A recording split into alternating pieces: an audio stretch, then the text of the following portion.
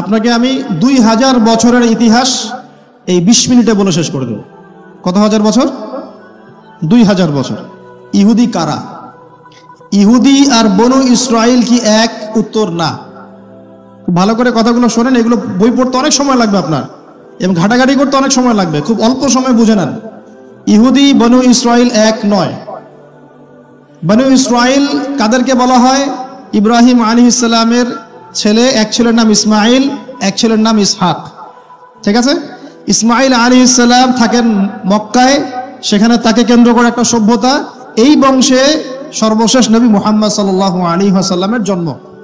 তার মানে আমরা বনু ইসমাইল। আমরা কারা?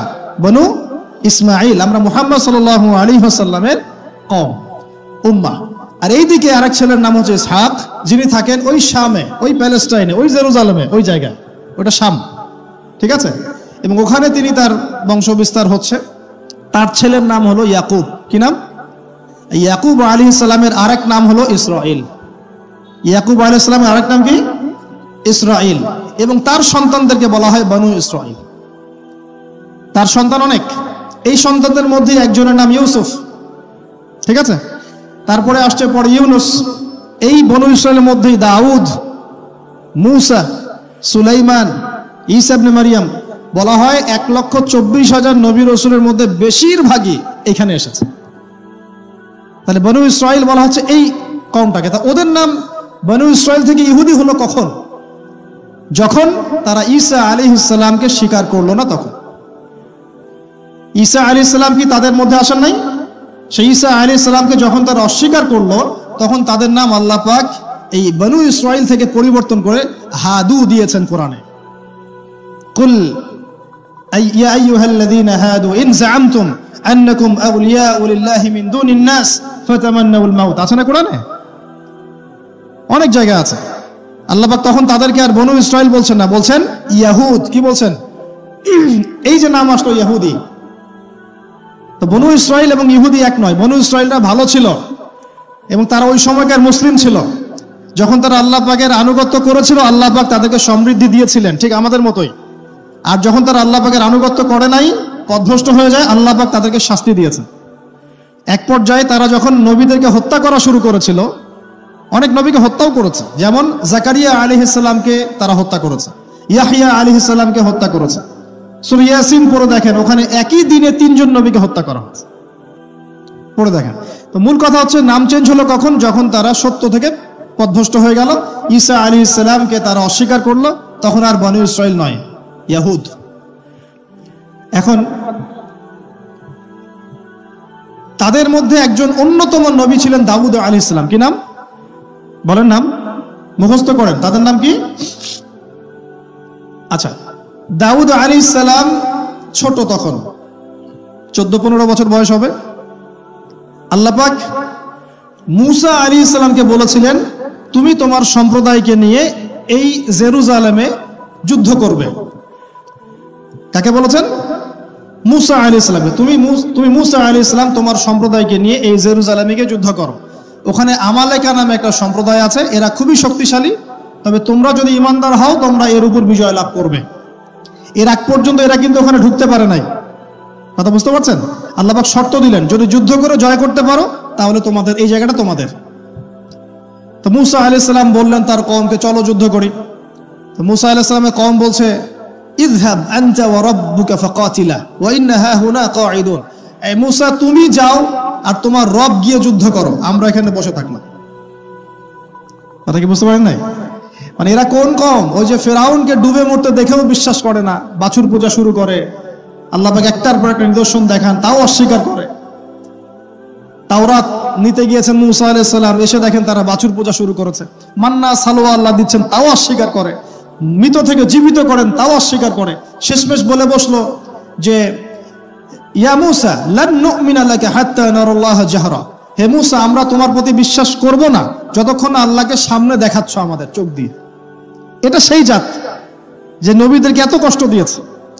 মূসা আলাইহিস সালাম যখন বললেন চলো, আল্লাহ পাক যুদ্ধের কথা বলেছেন, ওটা যুদ্ধ করে জয় করতে পারলে আমাদের হয়ে যাবে। তো বলছে ওখানে আমালেকা সম্প্রদায় আছে এত বড় শক্তিশালী, তুমি যাও, তোমার রব গিয়ে যুদ্ধ করো, আমরা এখানে বসে আছি। আর আমাদের নবী মুহাম্মদ সাল্লাল্লাহু আলাইহি ওয়াসাল্লাম যখন বদরের মাঠে 313 জনকে নিয়ে পরামর্শ করছেন কি করব, যুদ্ধ করব কি না, তখন আমাদের মুসলিম সেনা বাহিনীর মধ্যে যে সাহাবীরা ছিলেন, সাদ বিন মুয়াজ রাদিয়াল্লাহু আনহু, তিনি বলছিলেন, ইয়া রাসূলুল্লাহ সাল্লাল্লাহু আলাইহি ওয়াসাল্লাম, আপনি আমাদেরকে নিয়ে বদরের মাঠ কেন, যদি উত্তাল সাগরেও ঝাঁপ দিতে চান আমরা সেখানেও ঝাঁপ দিব ইনশাআল্লাহ। কত পার্থক্য, তাই না?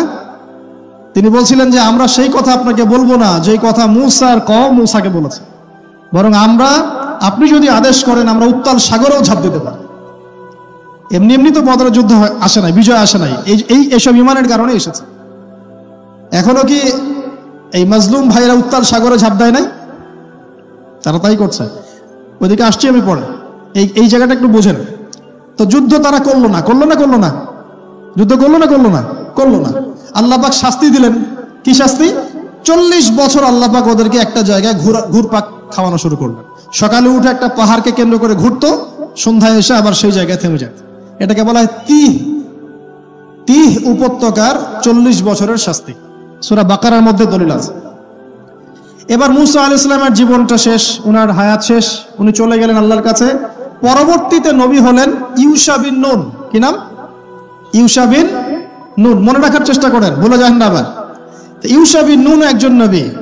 এবার ইউশা বিন নুনের সময় ওই বনু ইসরাইলি বলছে যে আমরা যুদ্ধ করতে চাই, ওই জায়গা আমরা দখল করতে চাই। আমিন। এখন আসেন, কোন জায়গা ভাই?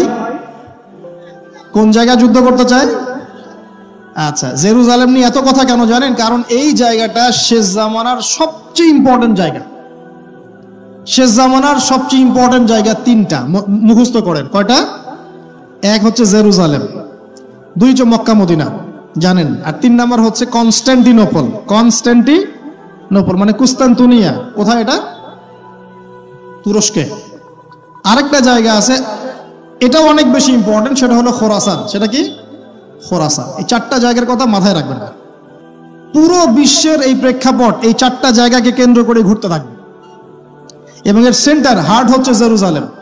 কারণ কিয়ামত ততদিন পর্যন্ত হবে না যতদিন এই জেরুজালেম মুসলিমদের দখলে না আসছে, এবং এই জেরুজালেম থেকে ইমামুল মাহদি ঈসা ইবনে মারইয়াম বিশ্ব শাসন না করছেন, ততদিন পর্যন্ত এই পৃথিবীতে কিয়ামত হবে না ইনশাআল্লাহ।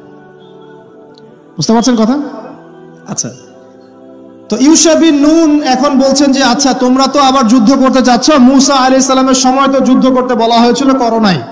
এখন যদি আবার যুদ্ধের কথা বলা হয়, যদি তোমরা আবার পালায় যাও, তখন তারা বলছে ওয়ামা লানা আল্লা নুকাতিলা ফি সাবিলিল্লাহ, কেন আমরা আল্লাহর রাস্তায় যুদ্ধ করব না? ওয়াকাদ উখরিজনা মিন দিয়ারিনা, আমাদেরকে আমাদের বাড়িঘর থেকে বের করে দেওয়া হয়েছে, ওয়া আবনাইনা, আমাদের সন্তান থেকে বিচ্ছেদ করানো হয়েছে, কেন যুদ্ধ করব না? অবশ্যই যুদ্ধ করব। তো বলছি ঠিক আছে, তাহলে আমি আল্লাহর কাছে দোয়া করলাম। হ্যাঁ করেন। আল্লাহর কাছে দোয়া করা হলো, আল্লাহ পাক বললেন যা জিহাদ ফরজ করলাম, নাও যুদ্ধ করো। এখন ওখানে কোন সম্প্রদায় আছে? আমালেকা, অনেক শক্তিশালী, অনেক বিশাল দেহে। এখন যুদ্ধের আয়াত ফরজ হওয়ার পরে এখন বনু ইসরাইল বলছে আচ্ছা আমাদেরকে একটা নেতা নিযুক্ত করে দিন, তাহলে সেনাপতি নিযুক্ত করুন। সেনাপতি লাগে কি লাগে না? লাগে না? আচ্ছা, আমরা শিখতেছি স্মার্টফোন, টিকটক, বিশ্বাস ঢাকা শহরে এই 15 থেকে 20 বছরের ছেলে পেলের যা অবস্থা দেখলে আমাদের চোখ দিয়ে পানি বের হয়। আবার শুকরিয়া আদায় করি, আলহামদুলিল্লাহ ওই যুগে আমরা, এই যুগটা আমরা এইভাবে নষ্ট করিনি, আলহামদুলিল্লাহ। কি একটা অবস্থা! এদের অর্ধেকের সাইকোলজি নষ্ট করে দিয়েছে বিভিন্ন মুভিজ, সিনেমা। এখনকার অনেক মুভিজে দেখায় যে সে গ্যাংস্টার হচ্ছে, গ্যাংস্টার হওয়াটা একটা প্যাশন, ওইটা দেখে দেখে সে নিজেও গ্যাংস্টার হওয়ার চেষ্টা করে। আমি হলফ করে বলতে পারি, আমার কথা আপনারা মন খারাপ করেন না, এটা আমার কনফিডেন্স থেকে বলছি, এখন যদি আরেকটা মুক্তিযুদ্ধ হয়, এই জেনারেশন অস্ত্র হাতে নিতে পারবে না। ওই অস্ত্র হাতে নিবে ওই যাদের বয়স 40, ওই 50, এরাই। আমাদের এই যে কিশোর গ্যাং, টিকটক জেনারেশন আর যুবক সমাজকে আপনি খুঁজেই পাবেন। আল্লাহ পাক আমাদেরকে হেফাজত করুন। আর এটার জন্য ভাই আমাদের যাদের দাড়ি পেকে গেছে আমরা দায়ী সমানভাবে। কারণ আপনি নিজের ফিকির করেছেন, আপনার সন্তানের ফিকির কোথায়? আপনার ছেলে সারা রাত পর্ন দেখে, আপনার মেয়ে সারাদিন ছেলেদের সাথে কথা বলে, আপনার ছেলে যে ডেট করতেছে এইখানে ওইখানে, জেনা করতেছে, মদ খাচ্ছে, গাড়ি নিয়ে ধুমসে ড্রাইভ করতেছে মেয়েকে নিয়ে। আপনি মনে করতেছেন বাচ্চা ছোট আছে, বড় হলে ঠিক হয়ে যাবে। সুবহানাল্লাহ, আপনি বাচ্চাকে পড়াচ্ছেন না, কোরআন শেখাচ্ছেন না, হাদিস শেখাচ্ছেন না। জেনারেল লাইনে যে পড়াচ্ছেন, জেনারেল লাইনে পড়াশোনা করার পরে সে হচ্ছেটা কি, কি শিখলো? স্যারকে দেখলে থাপ্পড় মারে। এখনকার ছেলেপেলে অনেকে স্যারকে সম্মান করে না। স্যার নকল ধরে ফেলেছে, স্যারকে এক থাপ্পড় দিল। গুন্ডামি শিখেছে, গুন্ডামি। আদব, সবর, নীতি নৈতিকতা এগুলো নাই, উঠে যাচ্ছে দিন দিন।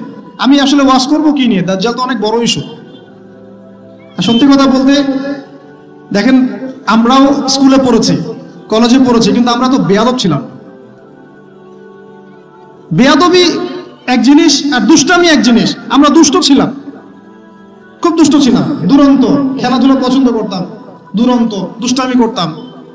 স্যারদের সাথে আমাদের একটা ফ্রেন্ডলি সম্পর্ক ছিল, বন্ধুর মতো, কিন্তু আমরা কখনো বেয়াদবি করি না। এখন দেখবেন ওয়াজে আলেমদের সামনে গিয়ে বেয়াদবি করতেছে। ওলামায়ে কেরামের সামনে যে একটু মানে ভদ্রভাবে কিছু কথা বলে, মাসালা জিজ্ঞাসা করে, ওখানেও গিয়ে বেয়াদবি করতে, কথা বলাই জানে না কিভাবে কথা বলতে হয়। আল্লাহর ওয়াস্তে ভাই, আকীদার, আমলের, এই যে আখলাকের সংশোধন করেন, না হলে আমাদের সামনে মহা বিপর্যয় অপেক্ষা করছে। আল্লাহ পাক আমাদের সবাইকে কথাগুলো বোঝার তৌফিক দান করুন, বলি আমিন। অনেক লম্বা হয়ে যাবে, ওদিকে যাচ্ছি না, মূল জায়গা থেকে একটু শেষ করে দেব। আপনারা অনেকক্ষণ ধরে অপেক্ষা করছেন, একটু খেয়াল করেন। তাহলে ইউশা বিন নুনের কাছে এখন এরা বলছে নেতা দাও, নেতা। তো ইউশা বিন নুন বলছে ঠিক আছে, আমি দোয়া করলাম। আল্লাহ পাক তালুতকে নেতা বানালেন। কাকে? তালুত। এখন বনু ইসরাইল বলছে ওর নেতৃত্ব আমরা মানি না। কেন মানো না? যে ওর তো টাকা পয়সা নাই, ওর তো স্ট্যাটাস নাই। ওই যে আমাদের কাছে নেতৃত্বের মানদণ্ড যেগুলা, আমরা টাকা পয়সা দেখে নেতা বানাই না। আপনার টাকা নেই, আপনি নেতা হতে আসছেন কেন? আপনার স্ট্যাটাস নাই, আসছেন কেন? ও বনু ইসরাইল একই কথা বলছে, ওর তো টাকা নাই, স্ট্যাটাস নাই, নেতা হবে কেন? তখন আল্লাহ পাক বলছেন যে ওয়াজাদাহু বাসতাতান ফিল ইলমি ওয়াল জিসম। আল্লাহ পাক তো তালুতকে দুটো কোয়ালিটি দিয়েছেন। আল্লাহ পাক তাকে শারীরিক শক্তি দিয়েছিলেন এবং জ্ঞান দিয়েছেন, প্রজ্ঞা এবং জ্ঞান দিয়েছেন। তার নেতৃত্বের মানদণ্ড কয়টা এখানে পেলেন? দুটা। শারীরিক শক্তি থাকতে হবে ঠিকঠাক, ফিজিক্যালি স্ট্রং না হলে তো সে ডিল করতে পারবে না, আর মেধা থাকতে হবে, জ্ঞান। তা আসলে কি এই দুইটা এখন নেতৃত্বের মানদণ্ড? সুবহানাল্লাহ। অদ্ভুত সিস্টেম বিশ্ববাসীকে দেওয়া হয়েছে। বিশ্ববাসীকে একটা অদ্ভুত সিস্টেম দেওয়া হয়েছে। একজন মেজর, একজন কর্নেল, একজন বিসিএস ক্যাডার মানুষ এমন একজন মানুষকে স্যালুট করে যে মানুষটা অক্ষর জ্ঞান নাই, নামও স্বাক্ষর করতে পারে না, এবং সে বিভিন্ন জায়গায় দুর্নীতি করে আসছে, টাকা পয়সা লুটপাট করে আসছে। একজন বিসিএস ক্যাডার এবং একজন আর্মি অফিসার, একজন জেনারেল, একজন মেজর তাকে স্যালুট করতেছে।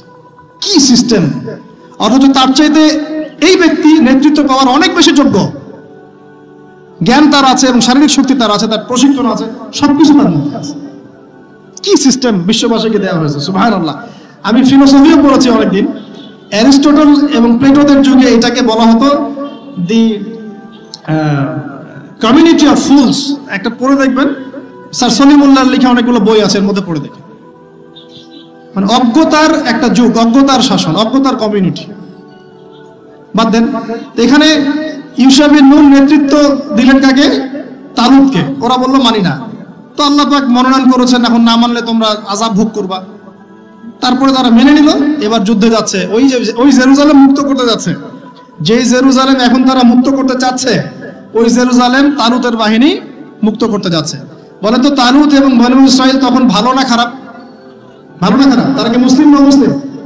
তারা তখন মুসলিম না মুসলিম? মুসলিম। তারা তখন ইউশা বিন নুনের উম্মত, তার আগে ছিল মূসা আলাইহিস সালামের উম্মত। এবার তালুত বললেন যে আল্লাহ পাক তোমাদেরকে পরীক্ষা করবেন, সামনে নদী আছে, এই নদীর পানি পান করতে পারবে না। যদি পান করো তাহলে তোমাদের নাম কাটা, তোমরা আর যুদ্ধে অংশগ্রহণ করতে পারবে না। ফামান শারিবা ফালাইসা মিন্নি। যে ব্যক্তি এখান থেকে পানি পান করবে সে আমার অন্তর্ভুক্ত না। ওয়ামান লাম ইয়াতআমহু ফাইন্নাহু মিন্নি। যে ব্যক্তি এখান থেকে পানি পান করবে না সে আমার সাথে যুদ্ধে যেতে পারবে। ইল্লা বিগুরফাতিন বিয়াদি। মানে এক অঞ্জলি পানি শুধু পানি পান করতে পারবে, এক অঞ্জলি পানি, এতটুকু, এর বেশি না। ফাশারিবু ইল্লা কালিলাম মিনহুম। আল্লাহ পাক বলেন ওদের বেশিরভাগই পানি পান করলো, অল্প কিছু বাদ দিয়ে। অল্প কিছু সংখ্যা তাফসীরে এসেছে 313 জন বাদ দিয়ে। 313 জন বাদ দিয়ে। 313 যে বদরে, এখানেও। তো এবার এই 313 জনকে নিয়ে তালুত এগিয়ে গেল। গিয়ে দেখলো বিশাল বাহিনী, বাপরে বাপ, একদম আমালেকা সম্প্রদায়ের। সেখানে নেতৃত্ব দিচ্ছে ওদের সেনাপতি, তার নাম জালুত। কি নাম? জালুত। এবং এই জালুতের বাহিনী দেখে মুসলিম বাহিনী বলছে যে লা তাকাতা লানা বিজালুতি ওয়া জুনুদি, এই জালুতের বাহিনীর সাথে পেরে ওঠার ক্ষমতা তো আমাদের এখন হবে না। কিন্তু যারা ভেবেছিল যে আল্লাহর সাথে সাক্ষাৎ করতে হবে, যাদের ঈমান দৃঢ় ছিল, তারা বলেছিল কাম মিন ফিআতিন ক্বালিলাতিন গালাবাত ফিআতান কাসীরাতান বিইذنিল্লাহ, তোমরা ভয় পেও না, আল্লাহর হুকুমে বহু ছোট ছোট দল বড় বড় দলের উপর বিজয় লাভ করেছে। এটা তারা বলে একটা দোয়া করলো, এই দোয়াটাও শিখে নেবেন। তারা একটা দোয়া করলো, তারা বলল রব্বানা আফরিগ আলাইনা সাবরান ওয়া সাব্বিত আকদামানা ওয়ানসুরনা আলাল কওমিল কাফিরিন। আর আল্লাহ পাক বলেন ফাহাজামু বিইذনিল্লাহ, আল্লাহ পাকের হুকুমে তারা এই মাত্র 313 জন নিয়েই জালুতের বিশাল বাহিনীকে পরাজিত করল। বুঝতে পারছেন? এবং এই বাহিনীতে দাউদ আলাইহিস সালামও ছিলেন, তখন তিনি ছোট। এই জালুতকে হত্যা করেছে দাউদ আলাইহিস সালাম। হ্যাঁ, ওয়াকাতালা দাউদ জালুত, দাউদ আলাইহিস সালাম জালুতকে হত্যা করলেন। কিভাবে হত্যা করলেন সেটা আসছে, যে এই গুলতি নিক্ষেপ করেছিল দাউদ আলাইহিস সালাম, আর তার চোখে গিয়ে লাগে জালুতের, এতেই জালুত মারা যায়। তো এখন মূল কথাটা হচ্ছে, দেখুন এই বনু ইসরাইল এই যুদ্ধে জয়লাভ করে এই বাইতুল মুকাদ্দাস বা জেরুজালেম জয় করলো। এই যে তারা প্রথমবার এখানে ঢুকলো, এর আগ পর্যন্ত কিন্তু ঢুকতে পারে না।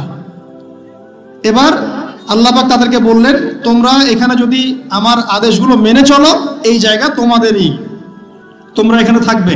কিন্তু যদি তোমরা আদেশ না মানো, আমার বিরুদ্ধাচরণ করো, তোমাদেরকে এখান থেকে বের করে দেব। আর আল্লাহ পাক এটা বলেও দিলেন, লা তুফসিদুন্না ফিল আরদি মাররাতাইন, তোমরা কিন্তু 2 বার সীমা লঙ্ঘন করবা, আমি কিন্তু সতর্ক করছি তোমাদেরকে। কয়বার? 2 বার। এবার দাউদ আলাইহিস সালামের সময় তারা খুব সুন্দর ছিল, একদম রুলিং স্টেট। বলা হয় যে দাউদ আলাইহিস সালামের সময় তারা ওই জেরুজালেম থেকে বিশ্বকে শাসন করেছে। ঠিক আছে? দাউদ আলাইহিস সালামের পরে আসলো তার ছেলে সুলাইমান, নাম কি? সুলাইমান আলাইহিস সালাম। এই সময় আরো সমৃদ্ধি লাভ করলো, এত সমৃদ্ধি যে বাতাসের উপর নিয়ন্ত্রণ।